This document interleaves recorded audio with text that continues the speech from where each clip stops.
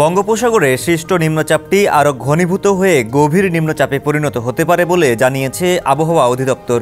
এতে উপকূলীয় এলাকাগুলোতে বৃষ্টি ও দমকা হওয়ার আশঙ্কা রয়েছে। ইতোমধ্যেই দেশের 4টি সমুদ্র বন্দরকে 3 নম্বর স্থানীয় সতর্ক সংকেত দেখাতে বলা হয়েছে। আজ আবহাওয়া অধিদপ্তরের দেওয়া বিশেষ বিজ্ঞপ্তিতে জানানো হয়, ঘূর্ণিঝড়ে পরিণত হওয়ার সম্ভাবনা না থাকলেও সতর্ক থাকার প্রয়োজন রয়েছে। সাগরের সুস্পষ্ট লঘুচাপটি আজ ভোরেই নিম্নচাপে রূপ নেয়। সকাল 6টায় এটি চট্টগ্রাম সমুদ্র বন্দর থেকে 405 কিলোমিটার, কক্সবাজার থেকে 395 কিলোমিটার, মোংলা থেকে 230 কিলোমিটার এবং পায়রা সমুদ্র বন্দর থেকে 245 কিলোমিটার দক্ষিণ পশ্চিমে অবস্থান করছিল। আবহাওয়া অধিদপ্তর জানিয়েছে, নিম্নচাপটি উত্তর দিকে অগ্রসর হয়ে আরও ঘনীভূত হতে পারে।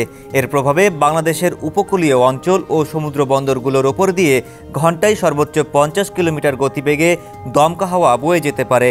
ফলে চট্টগ্রাম, কক্সবাজার, মোংলা ও পায়রা বন্দরে 3 নম্বর স্থানীয় সতর্ক সংকেত জারি করা হয়েছে।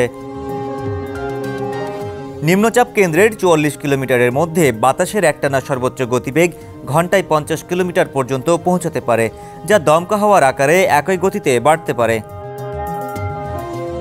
উত্তর বঙ্গোপসাগরে অবস্থানরত সব মাছ ধরার নৌকা ও ট্রলারকে দ্রুত নিরাপদ আশ্রয়ে যেতে এবং পরবর্তী নির্দেশ না দেওয়া পর্যন্ত নিরাপদ আশ্রয়ে থাকতে বলা হয়েছে।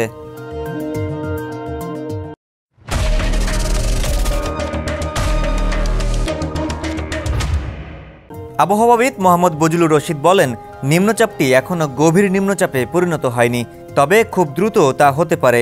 তবে এটি ঘূর্ণিঝড়ে রূপ নেবে না, কিন্তু এর প্রভাবে দেশের উপকূল জুড়ে বৃষ্টি বাড়বে।